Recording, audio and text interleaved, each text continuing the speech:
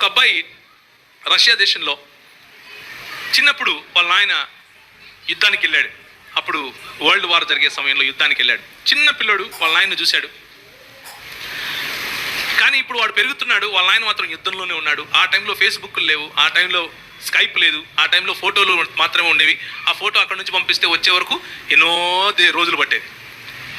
ఆ యుద్ధంలో వాళ్ళ నాయన ఆడ కొట్లాడుతూ ఉంటే వాళ్ళ నాయన ఫోటో ఒకటి ఉండేది. అది కూడా ఏంటి, వాళ్ళ నాయన చిన్నప్పుడు ఆ ఆర్మీలో జాయిన్ అయినప్పుడు ఉండేటటువంటి ఫోటో.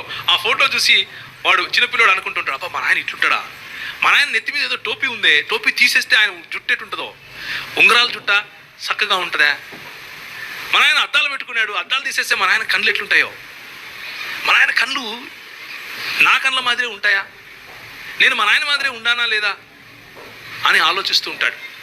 వాళ్ళ నాయన ఒకరోజు యుద్ధం అయిపోయిన తర్వాత దూరం నుంచి వస్తున్నాడు. దూరం నుంచి వస్తుంటే చూస్తున్నాడు, వీడు మా నాయన వస్తాడు, మా నాయన వస్తాడు. అందరూ మిలిటరీ వాళ్ళు దిగినారు. మిలిటరీ వాళ్ళు అందరూ నడుచుకుంటూ వస్తున్నాడు. ఈ పిల్లడు కూడా చూస్తున్నాడు, వీళ్ళల్లో మా నాయన ఎవరు, వీళ్ళల్లో మా నాయన ఎవరు, వీళ్ళల్లో మా నాయన ఎవరు.